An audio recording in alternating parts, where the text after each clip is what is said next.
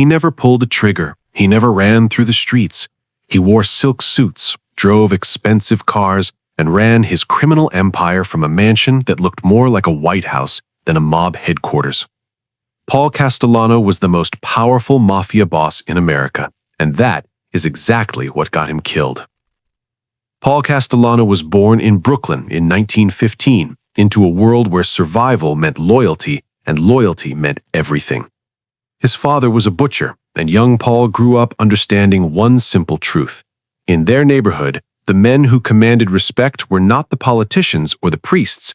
They were the men connected to the Gambino family. He never finished school. By the time most kids were worrying about exams, Castellano was already on the streets, learning the real curriculum of organized crime. His early arrest for armed robbery at just 22 years old was not a setback.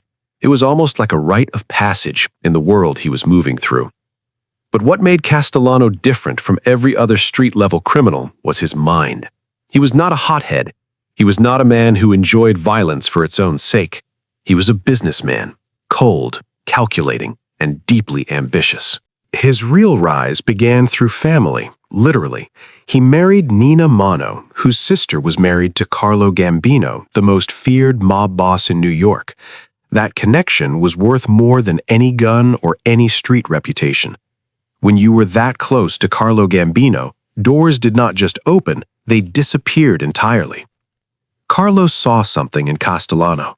He was smart, he was disciplined, and he understood that the future of organized crime was not in alleyways. It was in boardrooms, construction contracts, labor unions, and legitimate businesses. When Carlo Gambino died in 1976, he did something that shocked the entire underworld. He bypassed his own underboss, Aniello Della Croce, and handed the family to Castellano. That decision planted the seed of everything that would follow. At his peak, Castellano was extraordinary. He controlled one of the 5 most powerful crime families in New York.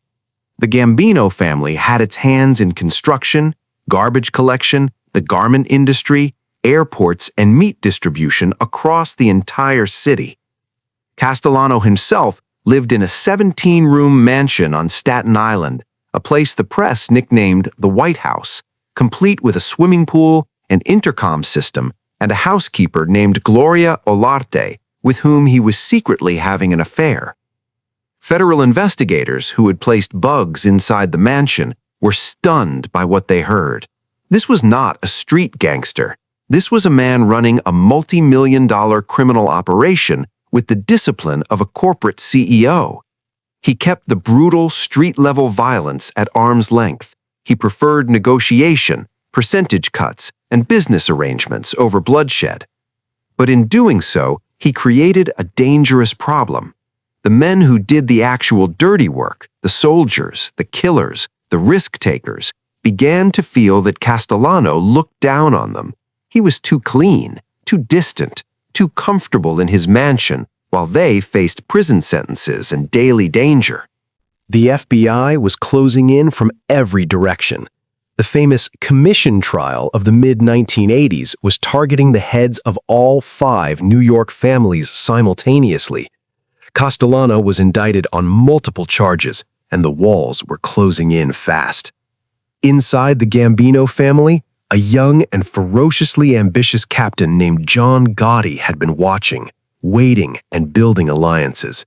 Gotti was everything Castellano was not: street, loud, theatrical, and beloved by the soldiers who felt abandoned by their distant boss. When Castellano made what many saw as a critical mistake, restructuring the family in a way that threatened the power of key members, Gotti moved. On December 16, 1985, Paul Castellano stepped out of his limousine in front of Sparks Steakhouse on East 46th Street in Midtown Manhattan. It was a cold evening. He had a meeting scheduled. He never made it inside. 4 gunmen in white trench coats and Russian-style fur hats were waiting. Within seconds, Castellano was dead on the sidewalk. 6 shots, no survivors. John Gotti watched from a car across the street and then quietly drove away. The murder of Paul Castellano was one of the most brazen assassinations in American Mafia history.